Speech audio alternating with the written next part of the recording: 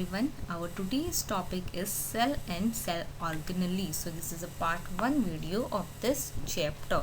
So in this chapter we are going to learn about a cell. So we will see what is a cell and cell organelles. So cell organelles are nothing but the organs of the cell. So we are going to see the organs of the cell in this chapter. So let's learn about cell and cell organelles.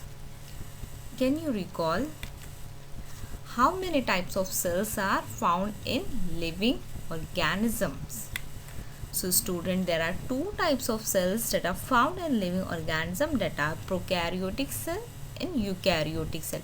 So prokaryotic cell is nothing but a cell, an organism which have only one single cellular organisms, okay. And eukaryotic cells means the organisms having multicellular, like many cells in their body. And eukaryotic cells are more complex than the prokaryotic cells. Which instrument had you used to observe cells? So for observing the cells we are using compound microscope. So now we are going to learn about what is a cell. So a cell is defined as the smallest basic unit of life that is responsible for all of life's process. So student, cell is the smallest, very smallest unit of a life. For example, if we take an example of house, okay. So house is made up of many rooms are there in house, right? And that rooms are made up of walls, and walls, if we see the walls are formed by bricks. So what is the basic unit of house? Bricks are the basic unit of house. So likewise cell are also the basic and fundamental unit of an organisms, and by that cell it is responsible for all of the life process of the organisms. And cells are the structural, functional and biological units of all living organisms. That means the cells provide structure and support to the organisms and convert the nutrients taken from the food into energy.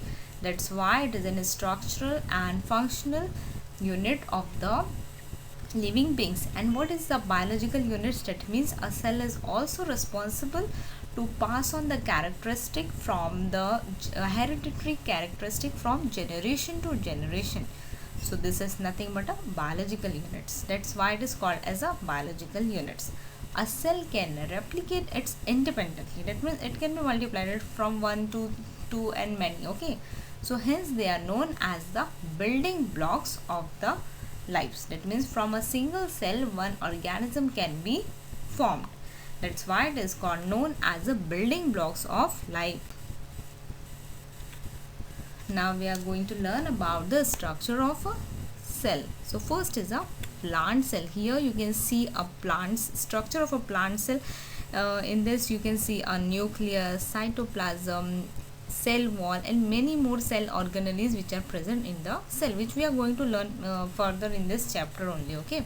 So this is a plant cells, and next is the animal cells. So in animal cells also here nucleus is there, ribosomes, okay, cytoplasm, and but student, the difference between the plant cell and animal cell is only this, that plant cell have the cell wall but animal cell doesn't have a cell wall.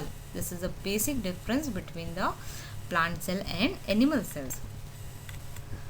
Now here one table is given to us in your textbook, that is components, animal cells and plant. That means components of a cells are given to us and we have to see which component is present in which cell, that is animal cell and plant cell. So first component is cell membrane, okay. So cell membrane is present in animal cell, right? Cell membrane is also known as a plasma membrane. Plant cell, okay, present. So cell membrane present in both the cells, animals as well as plant cell. Next is cell wall. As I have just now I have told you that In animal cells, cell wall is absent. In plant cell, cell wall is present. Centriole, it is present, and plant cell, it is absent. Plastids, in animal cell it is absent, plant cell it is present. Nucleus present in both the cell, that is animal as well as plants. Vacuole, absent in animal, present in plant cell. Golgi complex, present in animal cells, and plant cell it is also present. Mitochondria are present in both the cell, as these are called as a energy stored cell organelles. Okay, these are also known as a powerhouse of the cells. Mitochondria are also known as powerhouse of the cells. So student, according to the functions, cells of different sizes and structures are found in different organs. Next we are going to see components of a cell.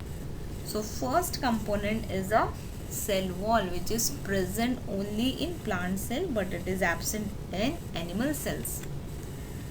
So student, here you can see a structure of a plant cell, and you can see here the outermost layer is called as a cell wall. Okay, so it is found around cells of algae, fungi and plants. It is not there in animals.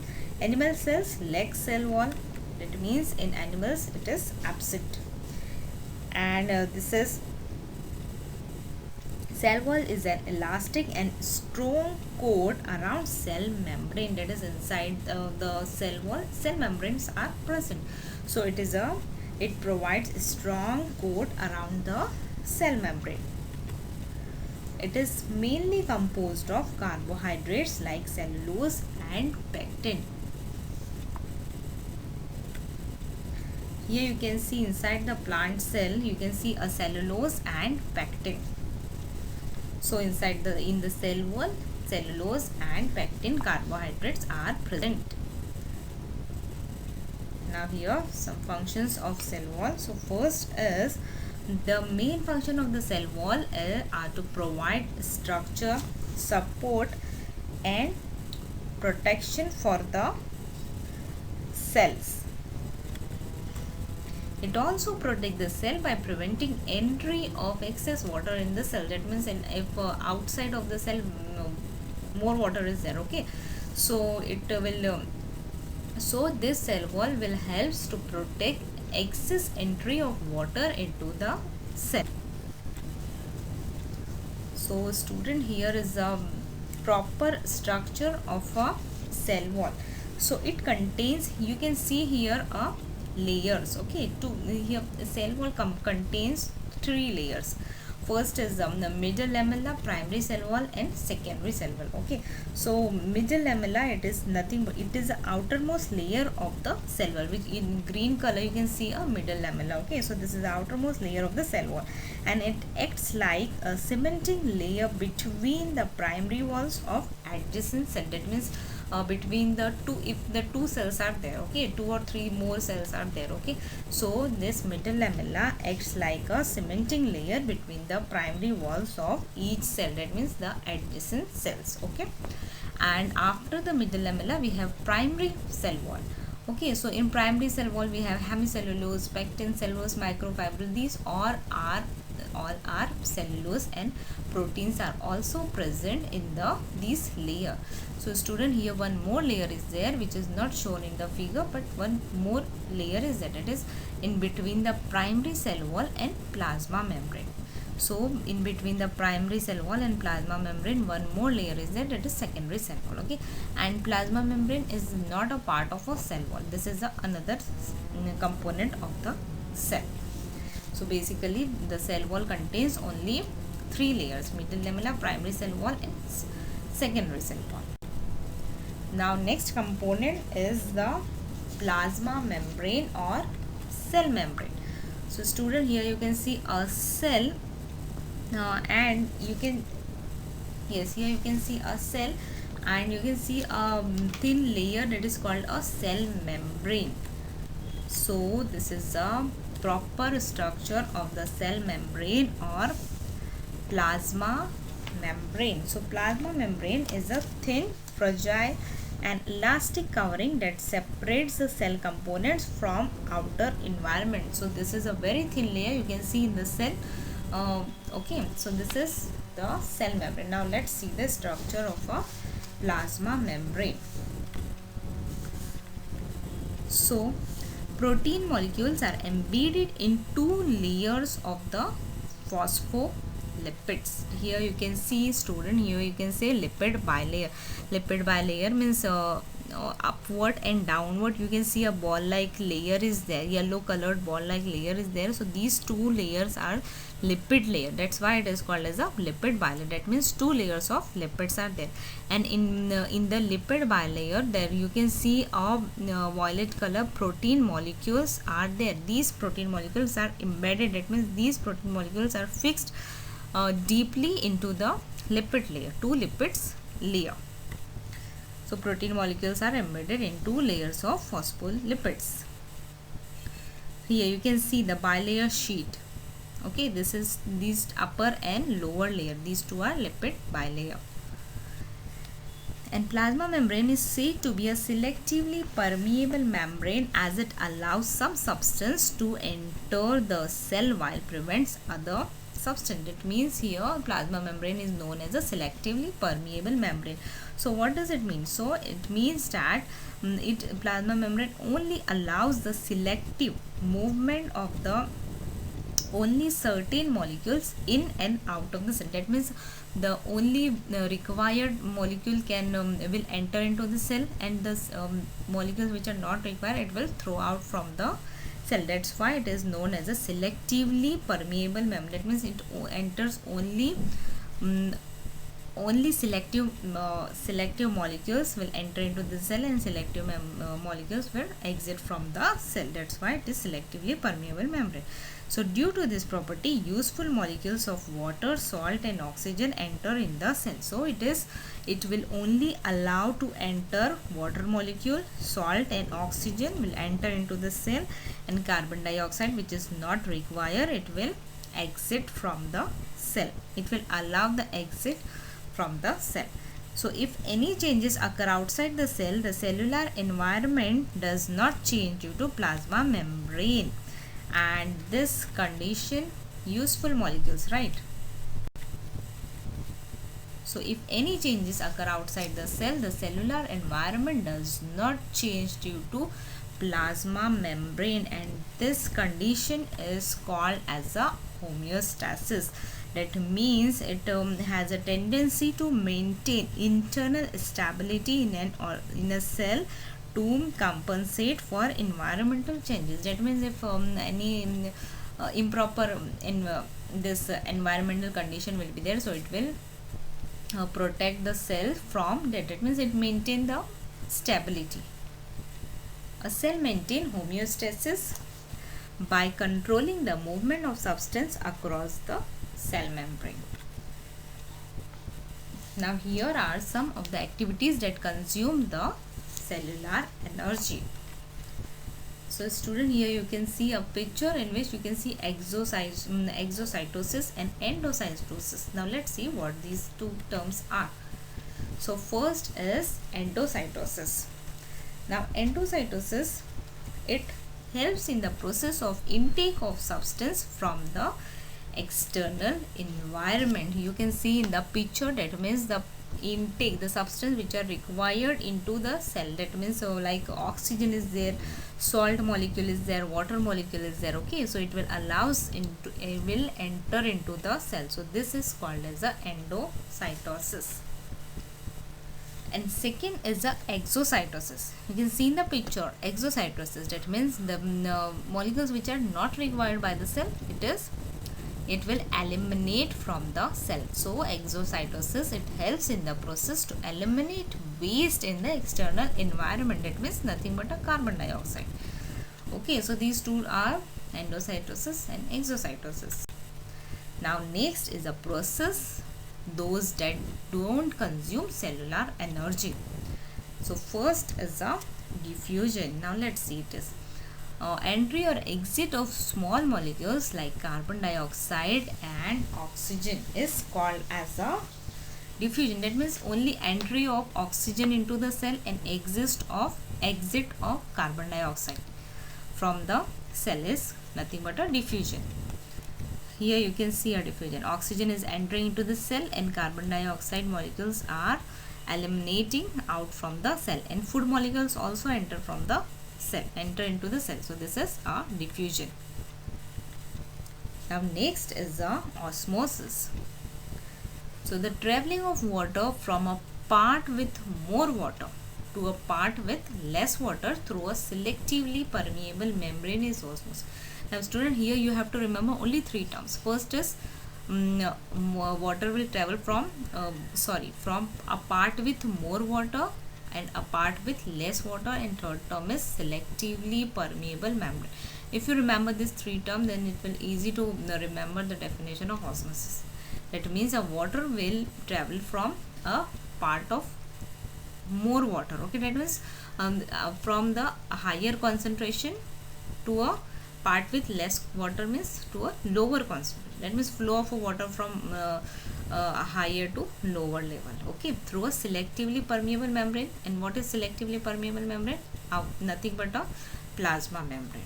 Okay, that means water will flow from higher to lower through a plasma membrane is osmosis. So here you can see inside your cell and outside your cell. Okay, so outside the cell water and salt molecules are there, and inside the cells water molecules are more outside the cell. Okay, so, and in the inside the cell water molecules are less. So water will move from more part to the lower part. That means from outside to inside of the cells. Okay, so this is through a semi permeable. You can see outer line is there, that is semi permeable cell membrane. Okay, so this water is moving from outside the cell and into inside the cell through a plasma membrane, that is semi permeable cell membrane. This is osmosis. So we will see osmosis in plants. So first condition is, you can see a picture in which left hand side, yes, low water concentration outside the cell. That means outside the cell water is less and this. Okay, and next in the second picture you can see equal water concentration inside and outside. That means equal water is present outside is also equal and inside also equal. Okay, and in first picture we have seen low water concentration outside the cell. That's why water will go from inside to outside. And third picture is high water concentration outside the cell. So as the high water concentration outside the cell, it will moves inside to the cell. So as the water will moves inside the cell will bulges. Okay, or cell will swallow.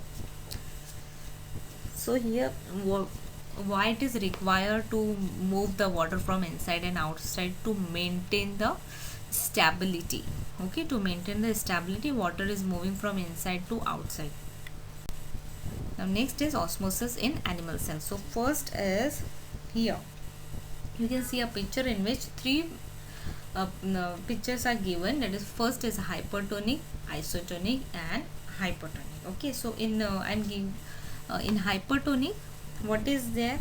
In hypertonic, the cell has, you can see the cell has more water than outside medium. So what will happen here? Water comes out of the cell. That means water will move from inside of the cell to the outside. Okay, and in isotonic, medium outside, that is water outside and inside the cell has same proportion of water. Okay, you can see an yellow colored arrow, that means inside and outside same water is there. And hypotonic, in hypotonic what is there?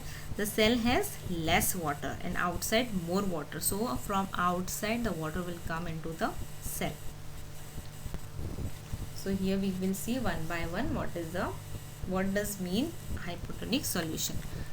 So the cell has less water than outside medium. So water enters the cell. That means inside the water is less and outside water is more.